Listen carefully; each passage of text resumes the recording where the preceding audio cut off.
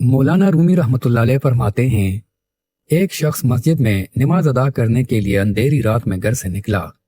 اندھیرے کی وجہ سے ٹھوکر لگی اور وہ منہ کے بل کیچڑ میں گر گیا۔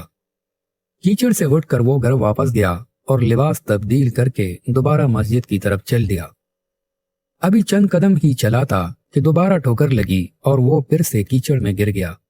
کیچڑ سے اٹھ کر وہ ایک بار پھر گھر واپس گیا اور لباس تبدیل کر کے مسجد جانے کے لیے دوبارہ گھر سے نکل آیا۔ اپنے گھر کے دروازے پر اسے ایک شخص ملا جو اپنے ہاتھ میں ایک روشن چراغ تامے ہوئے تھا۔ چراغ والا شخص چپ چاپ نمازی کے آگے آگے مسجد کی طرف چل دیا۔ اس بار چراغ کی روشنی میں نمازی کو مسجد تک پہنچنے میں کسی قسم کی دشواری کا سامنا نہیں کرنا پڑا اور وہ بحیریت مسجد تک پہنچ گیا۔ مسجد کے دروازے پر پہنچ کر چراغ والا شخص رک گیا۔ نمازی اسے وہی چھوڑ کر مسجد میں داخل ہو گیا اور نماز ادا کرنے لگا۔ نماز سے فارغ ہو کر وہ مسجد سے باہر آیا تو اس نے دیکھا کہ چراغ والا شخص اس کا منتظر ہے تاکہ اسے دوبارہ چراغ کی روشنی میں گھر تک چھوڑ آئے۔ جب نمازی گھر پہنچ گیا تو نمازی نے اس اجنبی سے پوچھا، آپ کون ہے؟ اجنبی بولا، سچ بتاؤں تو میں ابلیس ہوں۔